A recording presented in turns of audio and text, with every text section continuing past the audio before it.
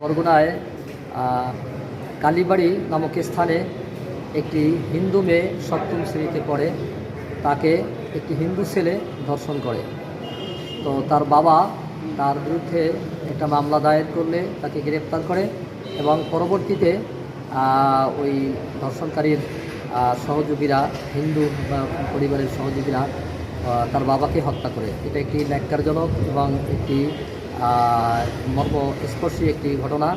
আমরা এর তীব্র নিন্দা জ্ঞাপন করছি এবং সুষ্ঠুভাবে তদন্তপূর্বক সত্যিকার দোষীকে বিচারের আওতায় আনার জন্য আমরা জোর দাবি জানাচ্ছি।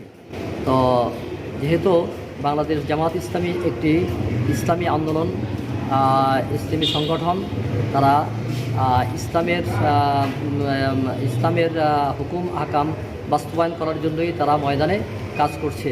অ্যান্টিব্যাকটেরিয়াল অ্যাডিটিভ যুক্ত সেরা ওয়াটার ট্যাঙ্ক বিশুদ্ধ পানিতে ব্যাকটেরিয়া জন্মাতে দেয় না।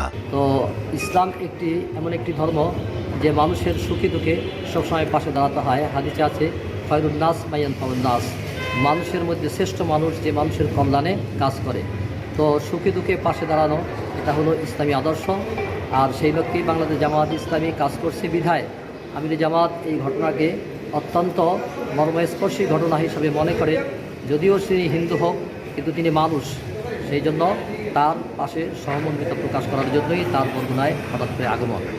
তো সেই আগমন উপলক্ষে তিনি বরগুনাবাসীর উদ্দেশ্যে বরগুনা জেলা জামাত তার জন্য একটি পথসভার আয়োজন করছে, যাতে করে তিনি বরগুনাবাসীর উদ্দেশ্যে যেন কিছু দিক নির্দেশনামূলক আগামী যেন আমরা সুন্দর এবং সেই জন্য আগামীকালকের সকাল 10টায় তিনি হেলিকপ্টার যোগে বরগুনার সার্কিট হাউস ময়দানে তিনি অবতরণ করে ওই হিন্দু পরিবারটার সাথে তিনি সাক্ষাৎ করবেন এবং সেখানে সহমর্মিতা সমবেদনা প্রকাশ করবেন।